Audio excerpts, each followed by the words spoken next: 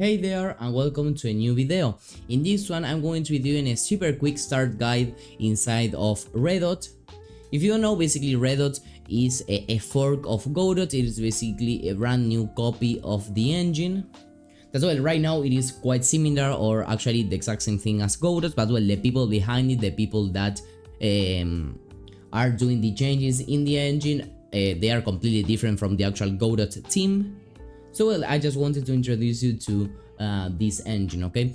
I will be leaving a link in the description down below for you to actually go ahead and download the engine. Basically, you're going to be in their official website. You can read about the recent news, Redot features that, as I told you, are quite similar or the exact same things as Godot.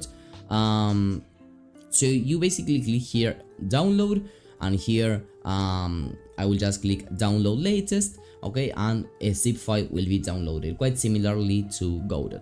I will then open this up over here and then you extract this, okay, because this is just a zip file.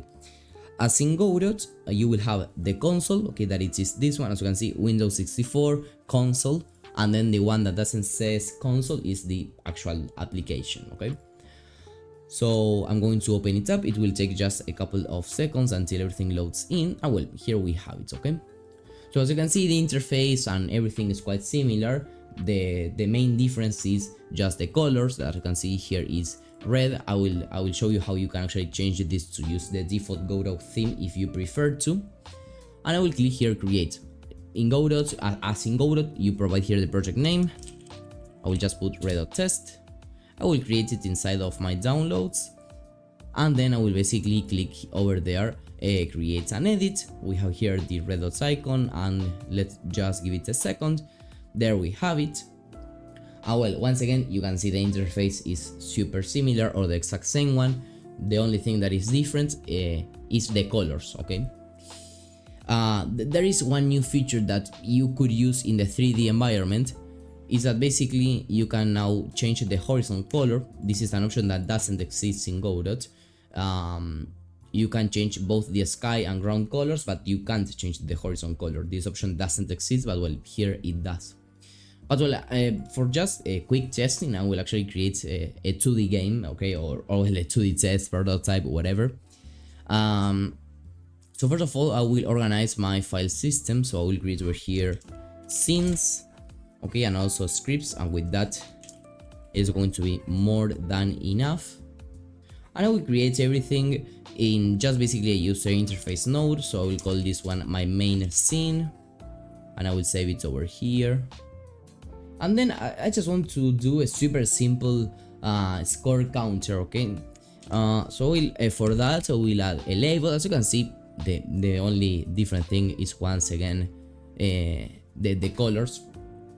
And talking about colors, if you wanted to change this, you can go to editor settings, and in theme you have the preset set to custom, okay, but you actually have here Godot. So let's change it and let's give it a second, and this should change to Godot itself. And now let's basically set this back to custom. That I think it should be the one of Redot. So let's give it a second. Or actually they are in default. So we'll call this label score label, and I will put here in the text just score of 0. And then in the label settings I will create a new one. In the font I will put this much bigger, something like 50. At the top I will move it down a little bit using the move tool, maybe exactly like this, okay. And I will add up a button, add one button, add one in the text. And now let's make this a little bit bigger, maybe something like this, and I will center it in the screen. Something that you may notice is that sometimes the background, okay, or the default background is a little bit darker than in Godot. So the default colors of the buttons, for example, are a little bit complicated to actually see. So first of all, let me quickly change the font size to something like 30 so that we can read the text at least. And now let me modify here the styles.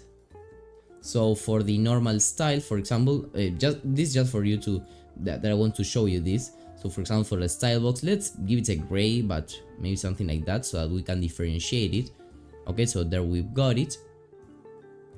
And if I try this scene like this, it will work. Okay, or well, it will yes, it will work. Not the functionality, but the color and everything will be okay. And then, well, I need some kind of functionality, so actually I need to make this button work. So I will create a brand new script in my scripts folder, and I will zoom in a little bit. I will connect the click signal, the pressed signal over there, and I will create here a score variable. I will just static type it because, well, by default now everything is a static type, so let's just stick to that. So a score of 0 by default, and when I press the button it will increase by 1, and then the score label dot text will be equal to score plus str score, because, well, this is an integer, and here in order to set it as a label text, this must be a string. So once that I've got this should be working just fine, and yes, there we have it. So indeed everything is the exact same thing, at least right now. Maybe in the future, when they start adding new stuff that is different from Godot, we will have some differences, but well, until right now, as you can see, most of the stuff was exactly the same thing. If I actually want go here and let's change the preset to Godot, so that we can see that indeed everything is the exact same thing. The only thing that didn't change is the background color over here, the environment color, I think it is the technical term, didn't change, but well, you get that everything is quite similar between the two. So anyway, what do you think of this new project Redot? Let me know in the comments down below. Also, make sure that you're subscribed to the channel in order to watch more similar content. See you in the next one, and bye bye.